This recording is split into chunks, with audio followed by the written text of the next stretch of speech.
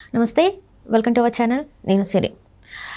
చంద్రబాబు నాయుడు గారు అయితే ఏపీ ప్రజల ముందు ఒక ముసాయిదా తీసుకురాబోతున్నారు. దీంతోనైతే 2047 వరకు ఆంధ్రప్రదేశ్ అయితే వరల్డ్ నెంబర్ 1గా నిలిచబోతుందని చెప్తున్నారు. దీంతో మోదీ గారి డొలారా సిటీ పరిస్థితి ఎలా ఉండబోతుంది అనేది ఇప్పుడు ఒక ప్రశ్నగా మారిపోయింది. సో ఈ అంశాన్ని మనకి వివరించడానికి మనతో పాటు ఉన్నారు ప్రముఖ senior journalist, political analyst CS Rao గారు.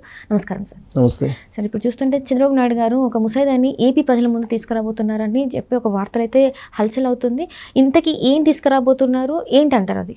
ఇప్పుడు ఆంధ్రప్రదేశ్ రాబోయేటువంటి రోజుల్లో వరల్డ్ నెంబర్ చేయాలనేది చంద్రబాబు నాయుడు యొక్క డ్రీమ్. ఆ డ్రీమ్ని సాకారం చేయడానికి ఒక విజన్ను తయారు చేస్తున్నారు ఆయన. విజన్ను తయారు చేయడంలో చంద్రబాబు నాయుడిని మించినటువంటి పొలిటీషియన్ ప్రపంచంలోనే లేరు అనేది తెలుగుదేశం పార్టీ వాళ్ళు నమ్ముతూ ఉంటారు. అయితే ఇప్పుడు రాబోయేటువంటి రోజుల్లో నిజంగానే ఈ విజన్ సాకారం అయితే ఏం కాబోతుంది, అసలు భారతదేశంలో అలాగే ప్రపంచంలోనే నెంబర్ 1 చేయాలని ఆయన అనుకుంటున్నాడు కదా. దానికి తగినటువంటి ప్రిపరేషన్స్ కానీ దానికి తగినటువంటి మొత్తం వనరులు కానీ అక్కడ ఉన్నాయా అనేది కనుక మనం తీసుకుంటే రాబోయేటువంటి రోజుల్లో భారతదేశంలో 2 నగరాలు ఉన్నాయి, పోటీ పడేటువంటి నగరాలు. ఒకటి డొలారా సిటీ గుజరాత్, 2 అమరావతి ఆంధ్రప్రదేశ్. ఈ 2 సిటీలు మాత్రమే ప్రపంచంతో పోటీ పడేటువంటి సిటీలు అని చెప్పి నేను చెప్పడం కాదు. ఆల్రెడీ ప్రభుత్వం దగ్గర ఉన్న నివేదికను బట్టి ఫైనాన్షియల్ సంస్థలే కొన్ని వరల్డ్ బ్యాంక్ లాంటి సంస్థలు కూడా భావిస్తూ ఉన్నాయి.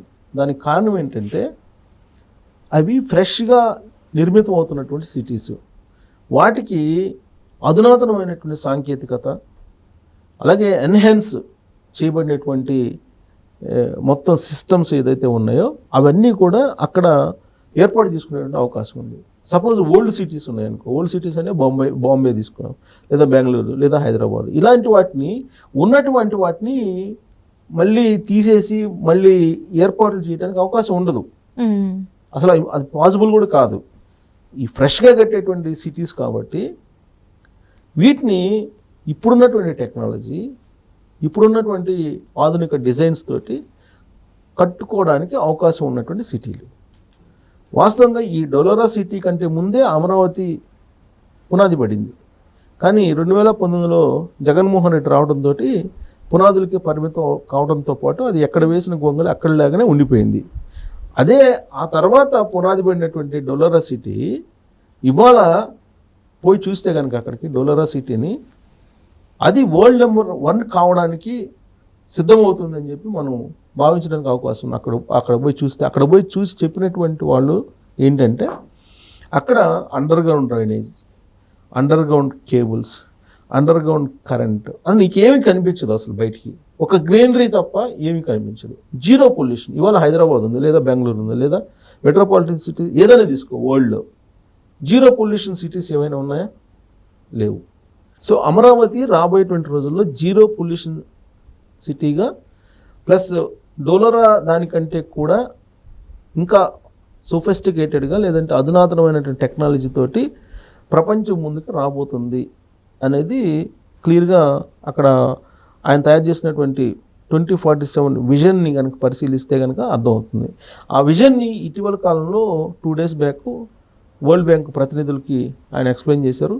అలాగే ఏషియన్ డెవలప్మెంట్ బ్యాంక్ దానికి వాళ్ళకు కూడా ఎక్స్ప్లెయిన్ చేశారు. వాళ్ళు కూడా మిస్మరైజ్ అయ్యి అసలు ఎంత ఫండ్ కావాలంటే అంత ఇస్తాము అని చెప్పి వాళ్ళు ముందుకు వచ్చారు. ఎన్ని లక్షల కోట్లు కావాలంటే అన్ని ఇస్తామని చెప్పి వాళ్ళు ముందుకు రావడం జరిగింది అనేది తెలుస్తుంది. ఇది ఆ మీటింగ్ యొక్క సారాంశం విన్న తర్వాత. అయితే ఇక్కడ ఇంత డెవలప్ చేసిన తర్వాత కూడా ఒకవేళ ఈ విజన్ 2024 దాకా చంద్రబాబు నాయుడు ఉంటారు. ఆ తర్వాత మళ్ళీ ఎలక్షన్స్ వస్తాయి. మళ్ళీ ఒకవేళ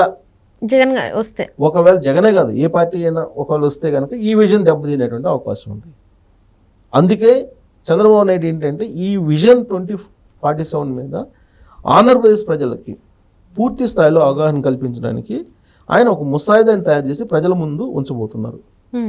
అందుకే సెప్టెంబర్ 1వ తారీఖు నుంచి 15వ తారీఖు వరకు ఈ విజన్ 2047 మీద అవగాహన కల్పించడానికి సదస్సులు పెట్టి ఆ సదస్సుల్లో ఆంధ్రప్రదేశ్ 2047కి 2047 నాటికి వరల్డ్ నెంబర్ 1 ఎలా కాబోతుంది అని చెప్పి వాళ్ళకి ఎక్స్ప్లెయిన్ చేసి అవగాహన కల్పించేటువంటి ఒక ప్రయత్నం ఆయన చేస్తూ ఉన్నారు.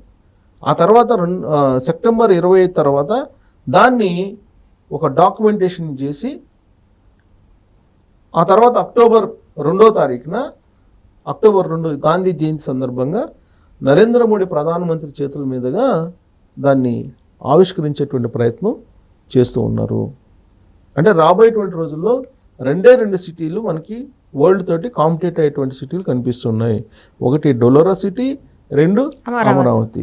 ఈ అమరావతి 2047 డాక్యుమెంట్ మీద నరేంద్ర మోడీ కూడా ఆసక్తిగా ఉన్నారు. కారణం ఏంటంటే ఇద్దరు కూడా నరేంద్ర మోడీ కానీ చంద్రబాబు నాయుడు కానీ ఇద్దరు కూడా వాళ్ళు రాబోయేటువంటి రోజుల్లో భారతదేశాన్ని వరల్డ్ నెంబర్ 1 చేయాలి అనేటువంటి ఒక ఆలోచనతోటి ఆల్రెడీ ఇప్పటికే కొన్ని డాక్యుమెంట్స్ని తయారు చేసుకున్నారు. దాంట్లో భాగంగా ఏమేమి తీసుకోవాలి అనే దాని మీద కూడా వాళ్ళు చర్చించుకున్నారు. దాంట్లో ఉన్నటువంటి ప్రధానమైన అంశాలు ఏంటంటే P4 ఫార్ములా. అంటే P4 ఫార్ములా అంటే ఏంటి? Poor to rich. ఎవరైతే పేదలు ఉన్నారో వాళ్ళని రిచ్గా మార్చడం అనేది ఒక సిస్టమ్. అలాగే ఇప్పుడు ఉన్నటువంటి 500 రూపాయల నోట్ను కూడా రద్దు చేసేసి డిజిటల్ మోడ్లోకి వెళ్ళిపోవాలి. మ్యాక్సిమం డిజిటల్ మోడ్లోకి వెళ్తే కనుక ఇంకా కూడా రెవెన్యూ పెరుగుతుంది ప్రభుత్వానికి. అలాగే డిజిటల్ మోడ్లోకి వస్తే కనుక కరప్షన్ కూడా తగ్గుతుంది. ఇలాంటి కొన్ని సంస్కరణలు చేస్తున్నారు. అది కూడా 2047లో ఉంది. అంటే ఒక అభివృద్ధి అంటే సిటీ కట్టంగానే అభివృద్ధి కాదు కదా, అక్కడ నివసించేటువంటి ప్రజల జీడిపిని పెంచాలి. జీడిపిని కూడా పెంచేటువంటి దానికి ఫైనాన్షియల్ సిస్టమ్స్ కూడా డెవలప్ చేస్తున్నారు. సో జీడిపిని పెంచడంతో పాటు రాష్ట్రానికి సంబంధించి ఆంధ్రప్రదేశ్కి సంబంధించి గ్రోత్ రేట్ను ఇప్పుడు స్టార్టింగ్ నుంచే ఒక 15% టార్గెట్గా పెట్టుకుని 15 టార్గెట్గా పెట్టుకుని వెళ్ళాలి అనేటువంటి ఒక ఆలోచన చేస్తున్నారు ఇప్పటి నుంచే. అలాగే తలసరి ఆదాయం పెరగాలంటే కూడా మీకు ఖచ్చితంగా రెవెన్యూస్ పెరగాలి, ప్రజల యొక్క రెవెన్యూస్ పెరగాలి. అందుకే ప్రజల రెవెన్యూ పెరగాలంటే ఏం చేస్తున్నారు చంద్రబాబు నాయుడు 2047 విజన్లో భాగంగా మొత్తం మార్కెట్ గ్రామీణ స్థాయిలో తయారవుతున్నటువంటి ఉత్పత్తులకు కూడా వరల్డ్ క్లాస్ మార్కెట్ చేయాలనేటువంటి ప్రయత్నం చేస్తున్నారు. దాంట్లో భాగంగా వర్క్ స్టేషన్స్ తీసుకొచ్చి అక్కడి నుంచే మొత్తం మార్కెట్ చేయాలనేటువంటి ప్రయత్నం చేస్తున్నారు. మారుమూల గ్రామంలో పండించేటువంటి పంటకు కూడా ప్రపంచ మార్కెట్లో పోటీ పడేలాగా టెక్నాలజీని వాడుకునేటువంటి ప్రయత్నం చేస్తున్నారు. సో ఇవన్నీ కూడా తలసరి ఆదాయం జీడిపిని పెంచుకునేటువంటి ప్రయత్నాలు. వీటితో పాటు సిటీని ఒక గ్రోత్ ఇంజన్, తెలంగాణకి గ్రోత్ ఇంజన్గా హైదరాబాద్ ఉంది, అలాంటి గ్రోత్ ఇంజన్ ఒకటి తయారు చేయాలి. దానికి మించినటువంటి growth engine Amaravati green field సిటీగా తయారవుతుంది, డొలోరా తోటి పోటీ పడబోతుంది అనేది. ఇప్పుడు డొలోరా సిటీకి వెళ్ళిన వాళ్ళకి తెలుస్తుంది అసలు డొలోరా సిటీ ఎలా ఉంది అనేది. అసలు మీకు ఎక్కడ కూడా మీకు ఇంత పొల్యూషన్ కూడా కనపడకుండా, ఇంత మట్టి కూడా కనపడకుండా మొత్తం గ్రీనరీ కనపడుతుంది. ఇండస్ట్రీస్ ఉన్నప్పటికి కూడా అక్కడ ఇండస్ట్రీ పెట్టాలంటే అక్కడ ఉండేటువంటి నిబంధనలు 100% పాటిస్తేనే నీకు అనుమతిస్తారు, లేదంటే బ్లాక్ లిస్ట్లో పెడతారు. సో అలా జీరో పొల్యూషన్ తోటి ఏర్పడుతున్నటువంటి సిటీల్లో ఈ 2 ఉన్నాయి. 2047కి డొలోరాని మించి వరల్డ్లో నెంబర్ 1 కావడానికి ఆంధ్రప్రదేశ్ని తయారు చేస్తున్నాడు చంద్రబాబు నాయుడు. దానికి ప్రజలు సహకరించాలనేటువంటి అవగాహన కల్పించడానికి ఈ ముసాయిదాన్ని ప్రజల ముందుకు తీసుకెళ్తున్నాడు. ఎందుకనంటే రాజకీయపరమైనటువంటి ఒక స్థిరత్వం, రాజకీయపరమైనటువంటి ఒడిదుడుకులు లేకపోతేనే ఇది సాధ్యం. 2019లో జరిగినటువంటి ఒక రాజకీయపరమైనటువంటి మార్పు ఏదైతే ఉందో అది ఆంధ్రప్రదేశ్ వెనకబాటుతనానికి కారణం అని చెప్పి ప్రజలు భావించి 2024లో ప్రభుత్వాన్ని మార్చుకున్నారు.